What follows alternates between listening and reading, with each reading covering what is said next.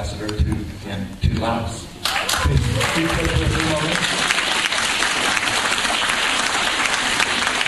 I'm going to turn the floor over to you and ask you what are we doing in Laos today?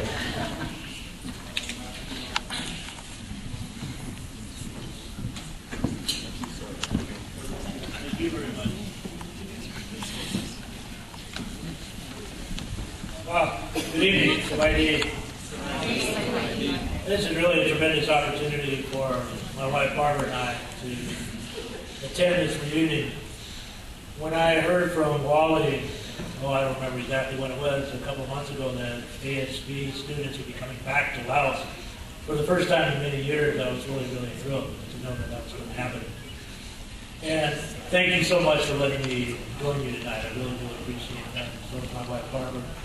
I'd like to thank Lloyd Coleman for all the work that he's done, obviously, in organizing this. I can't provide the recognition that you all have done, but obviously he's done a tremendous job, so thank you for that.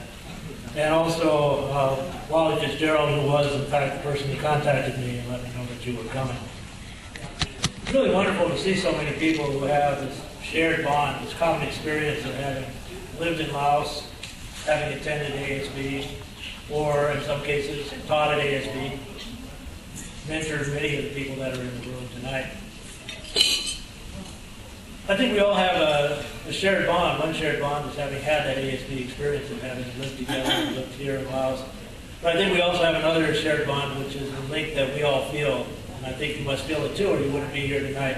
And that's a link with the Lao country and the Lao people. And the wonderful smiles of the Lao, I'm sure, make you feel right at home when you come back here.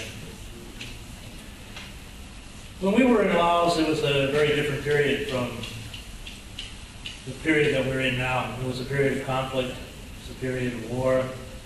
I was saddened to hear that Lloyd's father perished in that war. I'm sure many of our loved ones perished in that war. And we're still, in some ways, both living through the legacy of the conflict, but we're also benefiting in some ways. The way that I feel that we benefited as a country is the presence of so many Lao Americans in the United States, who left at the time of tragedy, at the time of conflict, but contributed so much to our country. And I think we're all better for that. In the last 35 years, since 1975, you can see for yourselves this country has changed tremendously. Somebody was mentioning to me that this was the beach. This is where people came to swim in the Mekong, and now we have this hotel. But in some ways, a lot hasn't changed. This is still a country that is physically very beautiful. It has warm, charming people. And it's also still a very poor country, although they're making great progress in trying to achieve their development goals. I don't want to spend a lot of time. I just want to very quickly, because I think I hope that some of you are interested in what the United States is doing here in Laos. I think we all know that there's a saying in Asia that many of you, I'm sure, have heard, that when elephants fight, the grass gets trampled. And in many ways, that's relevant to Laos, because Laos is in an area, part of the world that, fortunately, has spent about the last 30, 35 years relatively free of conflict. But they are surrounded by big countries, much bigger, much more powerful countries. And I think it's in the U.S. interest, our strategic interest, to help Laos to continue to maintain its independence, to integrate within the regional structures of ASEAN, to join into the world economy through organizations like the World Trade Organization, to benefit from more exposure to the outside world, more opportunities for investment, more opportunities for trade, more opportunities for everybody in this country, we hope, over time, to benefit and improve their quality of life. For many years, the U.S.-Lao relation was characterized by what I would call issues that were the legacy of the war. Probably one that most of us are most familiar with is the fullest possible accounting of the American servicemen who remains have not been found. And for many years, the Lao have cooperated very closely with us. We run a number of recovery activities every year, run by U.S. Pacific Command, which we send teams out with Lao officials, both to excavate known crash sites and to do investigations, to to find those sites that remain unknown to us.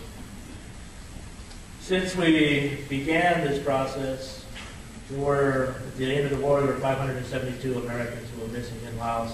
That number changes a little bit because some of the casualties took place right on the border, and over the years, the determination put some cases in Laos and some in Vietnam. But we have identified and returned to their families the remains of about 230 Americans. Another legacy of war, which is still taking a toll on the Lao people, is the unexploded ordnance. As I think everyone knows, this is the most heavily bombed country per capita. The United States has worked very, very hard over the years to help Lao deal with this bad legacy of war. People still die from accidental encounters with UXO, and it has an impact on productivity. People can't farm land that's contaminated with UXO. It's a drag on agriculture, and it's still taking a toll. But we continue to help, as do a lot of other countries, in trying to remove the ordnance, especially from those areas that are where people want to live and people want to work, and also to provide assistance to some of the victims, as many as we can. Another legacy issue that's not directly related to the war, but dates to the war and even before the war, many years before the war, is counter-narcotics. We've worked very hard with the Lao to deal with the scourge of opium, and more recently methamphetamine, most of which is produced in neighboring Burma, trafficked through Laos to some of goes to the United States, not so much of the methamphetamine, but some of the opium. But the meth is taking a very serious toll on people in this country and throughout the region. But more recently, we've expanded our relationship. I think there's a lot now that the United States is willing to do and is prepared to do. For many years, we were constrained not just by the legacy of those legacies I mentioned, but another one, which is directly related to the refugee issues. There have been many Lao American, Hmong American, ethnic Lao American, and others who have chosen to,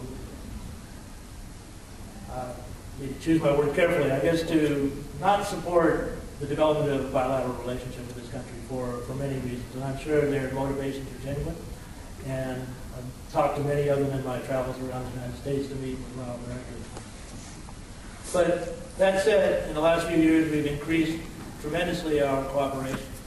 As I said earlier, this is still a very poor country. People live in extreme poverty up in the mountains, other areas. Vientiane, you can see the progress that's taking place, but that's not universal in this country.